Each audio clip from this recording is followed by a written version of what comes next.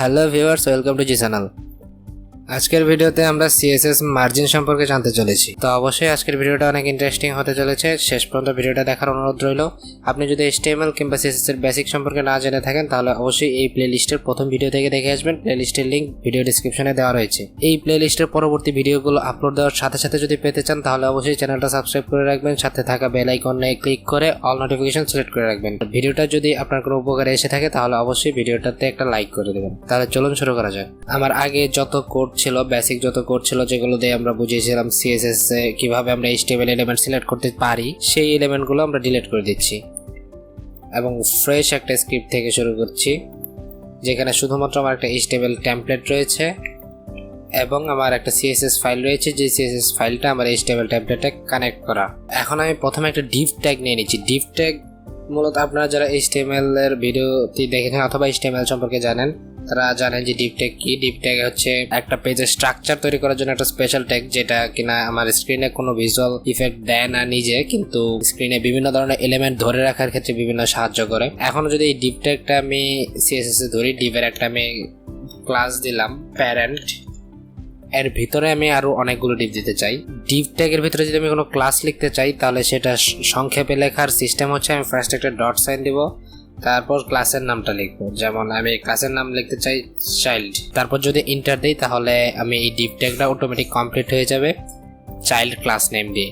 আপনারা যদি HTML image যেটা আছে সেটা যদি প্রপারলি ইনস্টল করতে পারেন তাহলে অবশ্যই যে কোনো কোড এডিটরে এই ফিচারটা পাবেন। 5টা চাইল্ড ডিভ এখানে লিখতে চাই, সেটা লেখার সিস্টেম হচ্ছে আমি যদি চাইল্ড ক্লাসের নাম লিখে সেখানে স্টার সাইন দিয়ে আমি যে কয়টা চাইল্ড ক্লাস লিখতে চাই, আমি 5টা চাইল্ড ক্লাস লিখতে চাই, দিয়ে এন্টার দিলে আমার 5টা ডিভ লেখা হয়ে যাবে, প্রত্যেকটা ক্লাস নেম থাকবে চাইল্ড।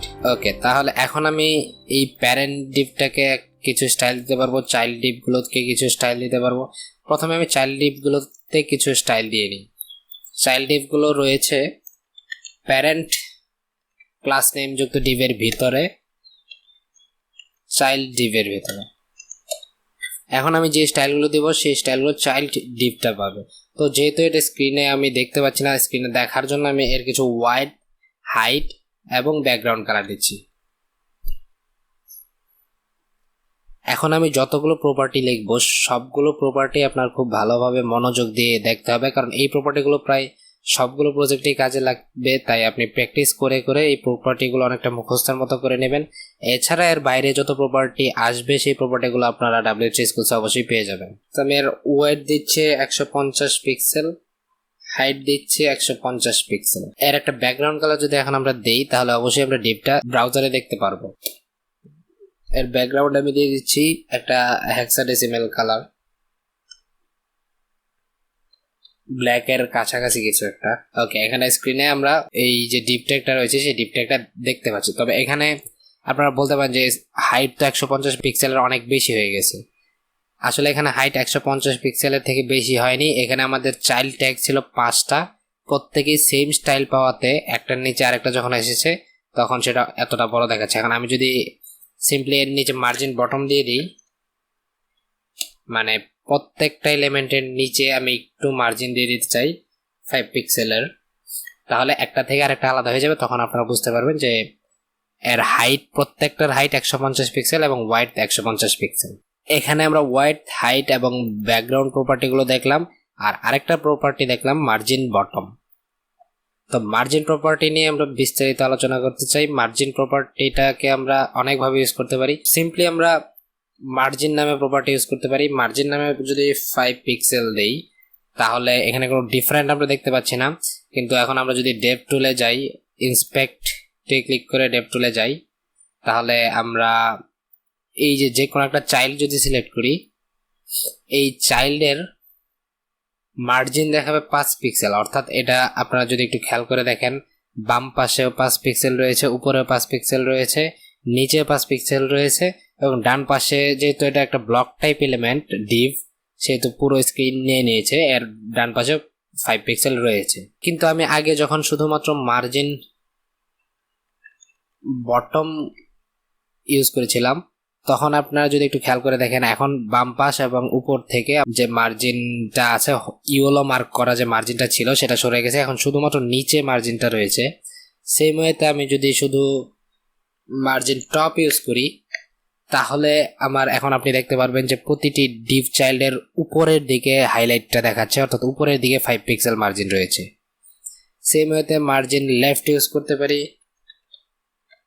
মার্জিন লেফট যদি ইউজ করি তাহলে দেখবেন আপনি প্রত্যেকটি চাইল্ড এলিমেন্টের বাম পাশে 5 পিক্সেল করে মার্জিন পেয়েছে। আপনি একই ওয়েতে রাইট ইউজ করতে পারেন। রাইট ইউজ করলে আপাতত আপনি কোনো ভিজুয়াল ইফেক্ট দেখতে পারবেন না, কারণ হচ্ছে পুরোটাই আমার মার্ক করে দেখাচ্ছে। আপনি এটুকু শিওর যে উপরে নিচে কিংবা বাম পাশে কোনো মার্জিন নেই। যেহেতু মার্জিন রাইট লিখেছি সেহেতু অবশ্যই ডান পাশে মার্জিনটা রয়েছে। কিন্তু আমি চাইলে শর্ট হ্যান্ড ভার্সনও ইউজ করতে পারি মার্জিনের। সেটা ইউজ করার জন্য আমি মার্জিন লিখতে পারি। মার্জিন লেখার পর এখানে দুইটা ভ্যালু পাস করতে পারি। প্রথম ভ্যালুটা হবে মার্জিন টপ এবং বটম, এবং দ্বিতীয় ভ্যালুটা হবে মার্জিন লেফট এবং রাইট।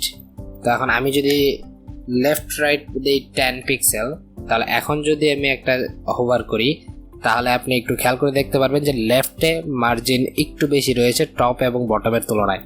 এই ক্ষেত্রে মার্জিন টপ এবং বটম পেয়েছে 5 পিক্সেল এবং লেফট রাইট পেয়েছে 10 পিক্সেল। সেম ওয়েতে আমি এখানে চাইলে চারটা আলাদা আলাদা ভ্যালু ইউজ করতে পারি, 5 পিক্সেল, 10 পিক্সেল, 15 পিক্সেল, 20 পিক্সেল।